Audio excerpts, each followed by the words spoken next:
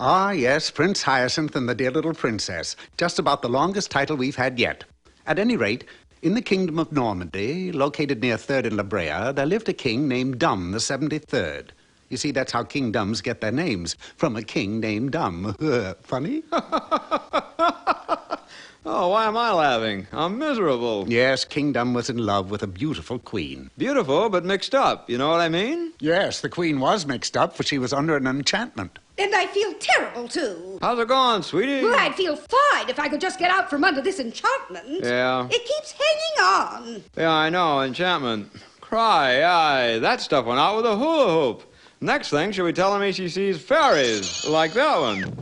Hey, this is ridiculous. Ridiculous? If it wasn't for our business agent, I'd turn you into a frog. Your business agent? Certainly. International Fairies Guild Local 42. Oh, of course. But my call sheet says I'm supposed to help you out instead. So, what's to help? Well, it's the queen, really. She thinks she's under some sort of enchantment. Now, did you ever... She got a cat? A cat. Has she got a cat? Oh, yeah, it's about so big. Step on its tail. Step on its tail? You want to break the enchantment? Oh, yeah. So stomp already. Sign here, please. What's this? It's your receipt. That'll be $32.50, please. I'll just sign for it. Fairy number 53. Mission completed. Over. Fairy 53, this is Red Fox Leader. Go to 3rd and Spring. Woman with a hair problem. Ask for Rapunzel. Over and out. Roger. Step on the cat's tail. Oh, how are you, dear? Enchanted. Gargling doesn't help, huh? Do gargling, aspirins, mustard plasters, nothing. Maybe if I stepped on your cat's tail. Are you out of your mind? I didn't think it was a good idea. But as King Dumb turned to go... Is this where I get changed into a frog? Worse than that, fella. Let me look. You will marry the queen and have a son with a nose like a cassava melon. And until he says to the world, I got a nose like a cassava melon, he'll have a nose like a cassava melon. You got that? Oh, seems a little harsh. But if anybody tells him the magic words ahead of time, they shall perish, like instantly. Understand? Is it over? Am I a frog? I don't think so, dear. No, he wasn't. And what's more, the queen was no longer under her enchantment. And so the king married the queen, and they lived happily ever after until their first son was born, at which time the king turned into a frog and was never heard from again. You know, I sort of expected this all along. All hail Prince Dumb the 74th! Not Dumb, Hyacinth. Prince Hyacinth the First. But your majesty. He's just like a sweet little hyacinth with his 2 little eyes and his sweet little mouth and his sweet little button. This is a nose. Looks more like a cassava melon. Silence! No one shall make fun of my little hyacinth. And so the queen declared that everybody in the kingdom should wear a false nose just as big as the princess. And they did. All went smoothly until one day... Mother dear, I'll be 35 years old tomorrow. Yes, dear. And you know, I've never had a girlfriend. Tomorrow, Hyacinth, you shall have the pick of every girl in the kingdom. And so the next day every girl in the kingdom was lined up outside the castle wall, all wearing their false noses. All except one. How dare you! Where is your false nose? Oh, good gracious, I must have forgotten to put it on. False nose? I'll have your pretty head for this. False nose, Mother? Oh, it's nothing. Move along, you freak. But I find her attractive. With a nose like that? Oh, come, Mother. There's room for all of us in the world. Big noses, small noses. Kiss me, dear little princess. But no matter how the prince tried to kiss her, his nose was in the way. Oh, silly prince, why didn't you take it off? Take it off? Witty. Very well, my pet. How do I take it off? Like this! Mother! You too? Oh, I've been living in a big-nosed fool's paradise. But, Your Highness, you said there's room for all kinds of noses. Small, big. Big? My nose is incredible. Oh, yeah, but you're much more than just a nose. Let's face it, dear little princess. I've got a nose like a cassava melon. Okay, move over. What'd you just say? I've got a nose like a cassava melon. All right, sign here, please. Thank you. Kazam! I beg your pardon? I said kazam, that ends the curse. But... Oh, forevermore, I forgot the wand. So rushed lately, I don't know if I'm fading in or fading out. Kazam! And so handsome Prince Hyacinth and dear little princess were married and Ferry lived... number 53 in service, go ahead. Ferry 53, go to 7th and Main. A happy ending isn't working out. Seems the frog wasn't really an enchanted prince after all. Over. Ferry 53, Roger, over and out.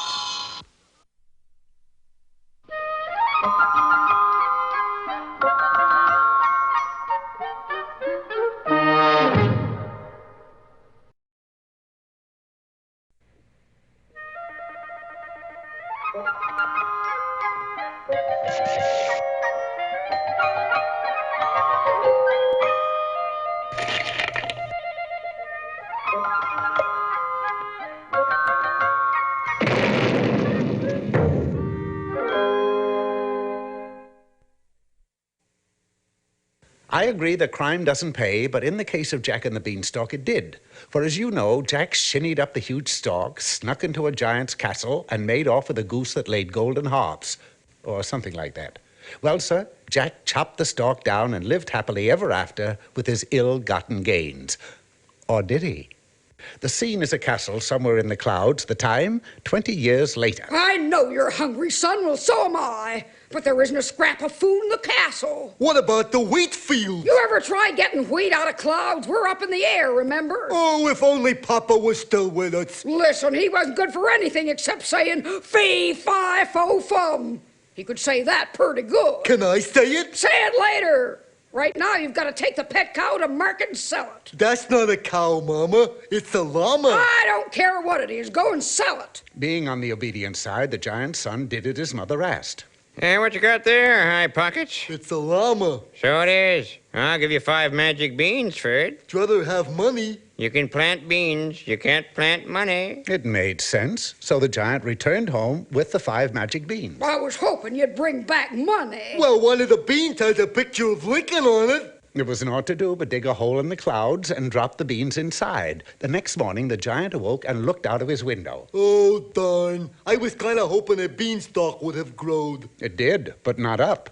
Down. Why, that stalk must be 50 miles long. Climb down there, son. See if you can find us some food. As I said before, the giant was obedient. Also a little clumsy. But let us journey ahead of our falling star to where the beanstalk ends, right outside the magnificent manor owned by the son of the original Jack and the Beanstalk. Jack, honey, New York's on the phone. They want to order 50 dozen golden harps. Well, don't tell me. Tell the goose. Goose! I know. I got to lay 50 dozen golden harps for New York. If you can, Goose, put a trial on Paris Fair on him. It'll be a nice touch. That goose is acting sassy lately. Well, all you give him for his work is chicken feed. Goose feed. At that moment, the giant finally came to earth. Creak, cry, crow, cryant. I smell the blood of a pretty big giant. And with that, Jack ran from the house, grabbing a loaded giant-killing musket on the way. You say anything, Jack? Negative. Just a gang of kids playing basketball. Ah, but although those kids were tall, the one with the ball reached fantastic proportions. I could have swore I smelled a giant. Oh, you're overworked, dear. Go take a nap. Jack did, and this gave the giant an opportunity to peek into the house. Say, that looks like a golden harp laying next to that fella. The window of Jack's bedroom wasn't very big, but it was big enough for the giant's hand to reach in and get the golden harp.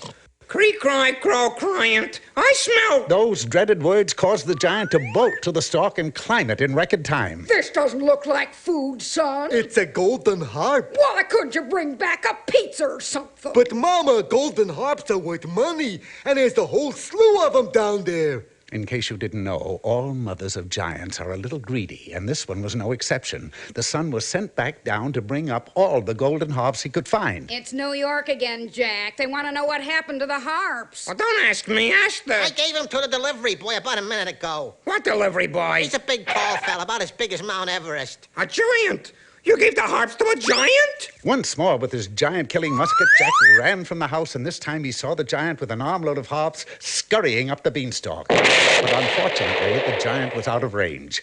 I need someone who can catch that giant. Luckily for our story, a sorcerer lived in the vicinity. Of course I can get him. Do you think he might come back down for more harps? We're all out of harps. All I got left is a goose! You say a goose lays these harps. Scout's honor, Mama. Well, a goose we can eat. Fetch him, son. The unsuspecting giant came down, probed around the house with one hand, and finally grabbed the goose. That's when Jack and the sorcerer spoke up. Caught you in the act, you devil. Let him have it, sorcerer. And the sorcerer handed a piece of paper to the giant, who merely put it in his pocket and climbed up the beanstalk. What'd you give him? A summons to appear in court. You can't catch a giant with a summons. No, I'll never get my goose back. Yes, you will. I shall climb up after the giant. Yeah, but that stalk is 50 miles high. You could fall. Not I. I am wearing a cloak that will enable me to fly. And up went the sorcerer. Of course, the giant was no fool. When he saw that he was being pursued, he simply took an axe and chopped the stalk down. What happened to his pursuer? Well, the cloak kept him from falling, all right. In fact, to this day, he's still floating around in the air. And that's why you hear so much talk about a flying sorcerer.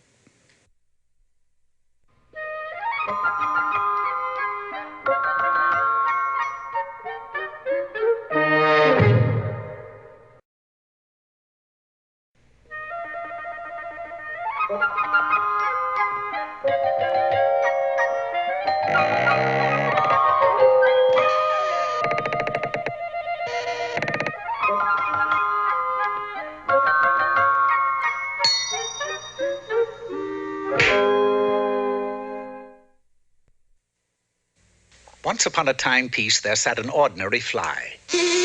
Now, this fly wasn't bothering anyone. He wasn't even trying to find out what time it was. But the timepiece happened to be a sundial that stood in a king's garden, and the king was averse to flies. Gotcha! The poor fly was imprisoned in a Leyden jar, and each day at sunset, the king would pay his captor a visit. This'll teach you to sit on my sundial. To the king's surprise, the fly spoke. Let me go, O sire, and I will grant you a wish. Gadzooks, it speaks. Release me, and you can have anything. Anything? Well, I'm only a fly. Make it within reason. Just then, the king's royal minister entered the room. Your subjects are at it again, my liege. These signs were stuck in the moat. Help stamp out kings. Down with highnesses. Who is responsible for this? No one knows. Obvious, Lousily. A group of radicals are upset with my tyrannical way of ruling. I'll see if I can get their names, sire. If only I could overhear those rascals when they're plotting. You can! I could if I were a fly. Lo, the fly in the jar waved a wing, and the king was transformed.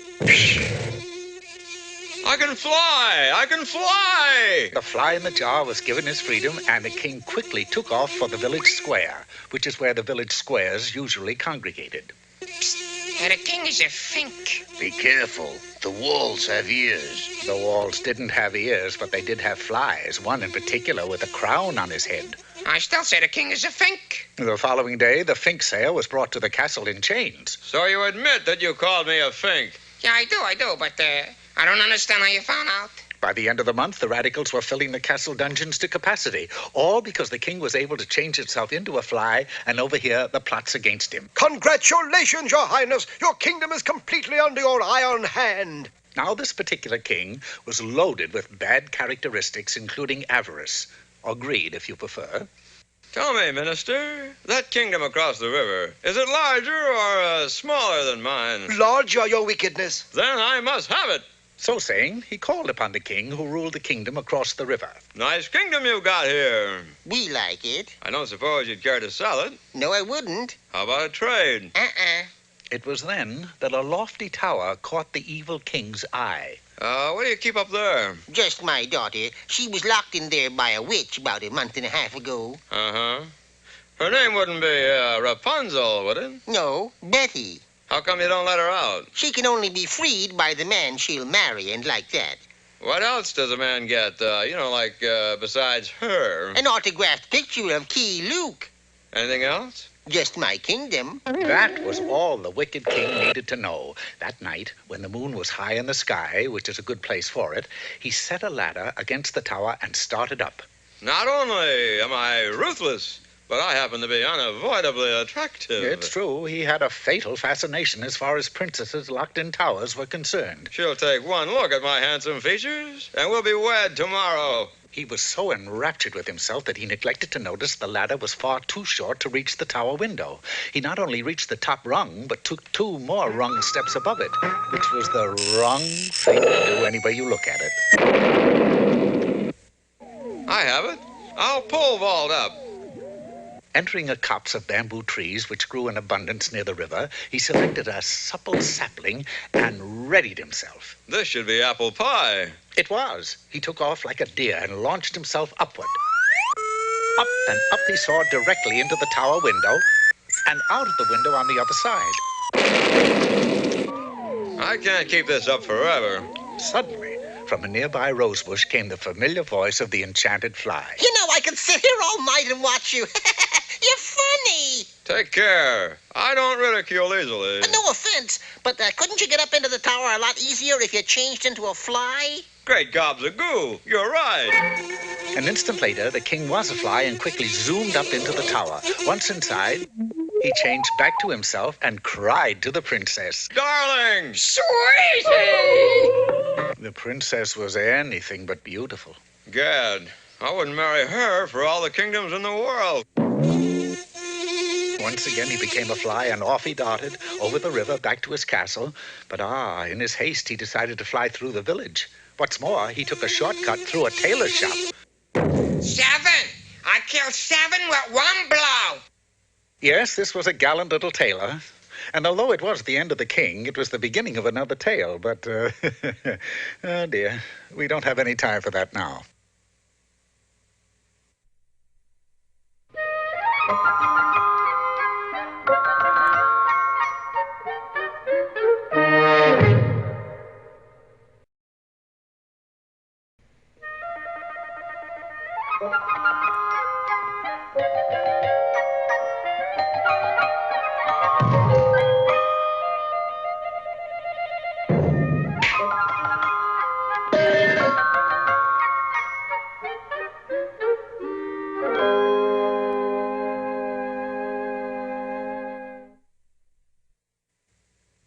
Once upon a time, there was an old woodcutter who lived in the woods. I like to be near my work, you know what I mean? And this old woodcutter had 2 children named Felicia and Bruno. One day, he told them that it was time for them to make their own way in the world. It's time for you to make your own way in the world, kids. We know. But before you go, I want to give each of you a gift. Wild. For you, Bruno, a chicken. Gee, Dad, it's a leghorn. And for you, Felicia, a pot of pinks. They're small gifts, to be sure. You can say that again. But one of them is magic. Which one? I forgot. Well, have a nice trip, kids. Bye, Dad. Right if you get rich. And the 2 children set out to make their way in the world. What are you going to do with a pot of pinks, if that's what they are? What are you going to do with a miserable chicken? Obviously, you haven't made the fairy story scene. What I undoubtedly have here is a magic chicken that lays golden eggs. Stand back. She's going to lay one right now. There you see, a golden egg. Doesn't look gold to me. Yes, sir, a golden egg. Oh, it's the gracious life for me from now on. Looks like a regular egg. Jaguars, Brooks Brothers suits, winters in Jamaica. A regular chicken egg. There you'll be sniffing your pot of pinks while I'm dining at 21, even 22. But that's fairy stories, yes, sirree. Whoops. Yes, sirree. That's fairy stories. I'll go sniff your pinks, if that's what they are. But when Felicia turned to sniff the pinks, she saw they were drooping. Oh, dear. So she took a pitcher down to the lake to get some water for them. But no sooner had she started to fill it than a tree by the side of the lake suddenly changed into a beautiful lady. Wow! Do that again. All righty. That's sensational. Well, that's fairy stories. I wish my brother could see that. He's a nut for that kind of thing, you know, witches, magic, and like that. Meanwhile, back at the chicken... You're not magic. You're nothing but a stupid Plymouth Rock. You're no better than a crummy pot of pinks that... Hey! If you're not magic, it must be the pot of pinks that's magic. I should have known. With a dizzy name like pot of pinks. No comments. So Bruno stole the pot of pinks and substituted a cabbage in its place. A short time later, Felicia returned with the pitcher of water. Wow, you really were thirsty, weren't you? Felicia, I don't know how to tell you this, but that isn't a pot of pinks. No? No, it's a cabbage. Your brother has the real pot of pinks, if that's what they are. Well, aren't you going to do something magic to get them back? No, the only trick I can do is to change from a lady to a tree and vice versa. Well, that's fairy stories. But when Felicia set the cabbage down on the ground... Ouch! Watch out there, that hurt there. Who said that? I did there. That's all I need, a talking cabbage. Such a bump you gave me there. Well, I'm sorry. But being a cabbage, you got to expect a certain amount of rough treatment. I mean, I didn't make the rules. But listen, I'm not an ordinary talking cabbage. I'm different there. I know. You can turn yourself into a handsome prince. Oh, anybody can do that. Frogs, donkeys. Now, what I do is unique. A whole new bit there. So what's your bit? I lay golden eggs. Oh, ridiculous. If you expect me to stay around and listen to anything so far-fetched... What'll you do? I'll turn back into a tree. And she did. But I'm not kidding. I feel a golden egg coming on now. Oh, cluck, cluck. Cluck, cluck there. Well, the birds began to hop around strangely, and would you believe it, actually laid a golden egg. Wow! Would you do that again? No. Why not? I think that's wonderful. Well, to tell you the truth, it's the first time I ever did it, and I don't like it a bit there. Oh. But I will tell you how to get your pot of pinks back, if that's what they are. How? Just take that golden egg and... Meanwhile, Bruno was trying to coax magic out of Felicia's pinks. Come on, Pinks, if that's what you are. Just one little trick. Bruno, those are my pinks. We traded. Take your chicken and get out of here. Do I take the golden egg, too? Sure, take the golden egg. Yeah, see? Here's your pot of pinks. Give me my chicken. I thought we traded. We didn't shake hands on it. So Felicia took back her pot of pinks and watered it tenderly. And as she did, a strange thing happened. The pot of pinks turned into a handsome prince. Kind maiden, will you marry me? Oh, Your Highness. Just call me Pinky. So Felicia and the prince were wed, and Bruno, well, he was so insistent that the chicken really did start laying golden eggs. Anything to stop him from bugging me. So they all lived happily ever after, which just goes to show the power of positive thinking. Or as we call it, the power of positive pinking. Well, that's fairy stories.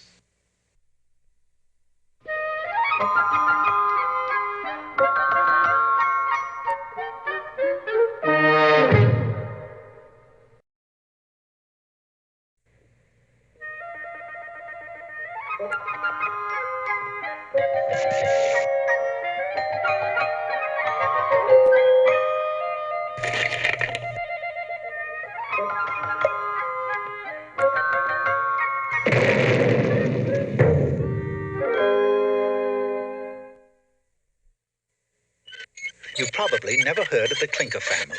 They lived in Holland many, many years ago. That's their little house right under the windmill. In fact, windmills are Papa Clinker's specialty. He repairs them. But not very well. Papa, the windmill just fell down. Is it still turning around? Yeah, but it's turning around underground. Who cares so long as it's still turning?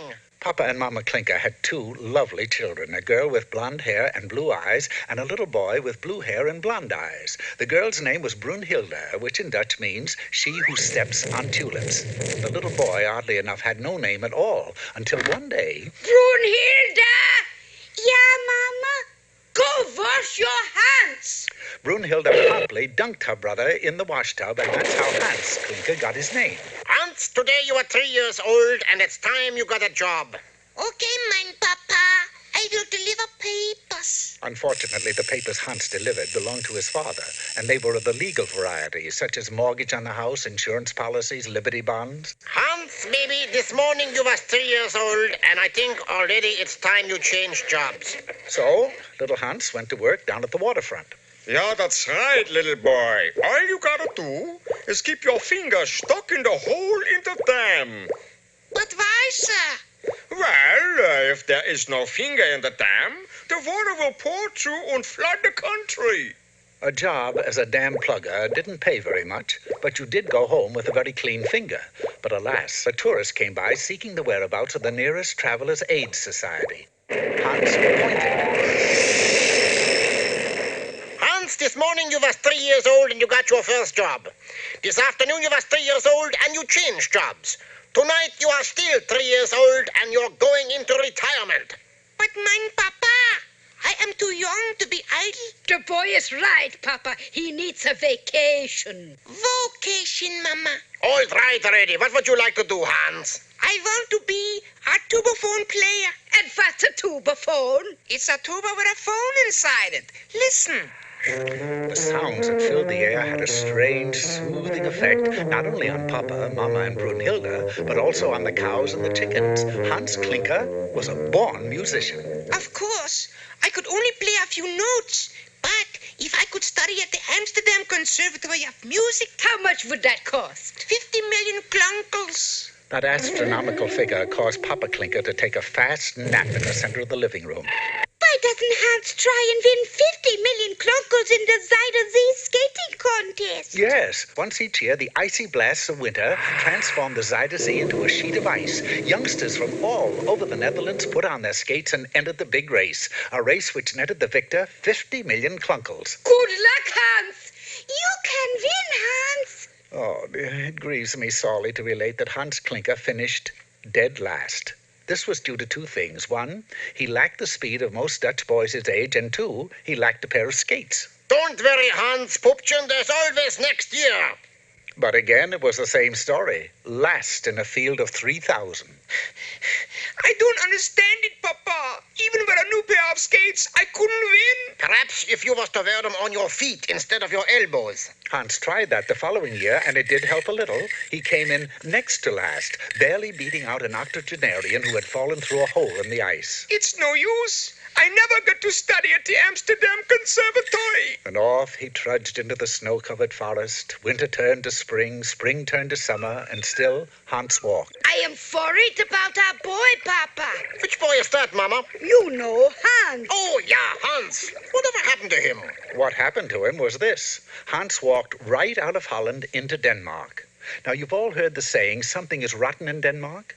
Well, the something that was rotten was an old castle that had been sitting on top of a hill for centuries and centuries. And inside, there was a sleeping giant. And just above the giant hung a pair of skates. Why, there are silver skates. If I had those skates, I know I could win the Zuiderzee race. Ah, but how do you make off with a pair of skates that are guarded by a sleeping giant? This is how.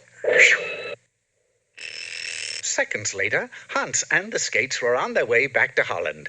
Well, all fairy tales have happy endings, and this one is no exception. Hans and the silver-plated skates won the next Zuiderzee race, and with the 50 million klunkels, Hans entered the Amsterdam Conservatory of Music, where he played tubaphone in the symphony orchestra. And oh, how grand the conductor led his musicians. Although he did hit a clinker every once in a while.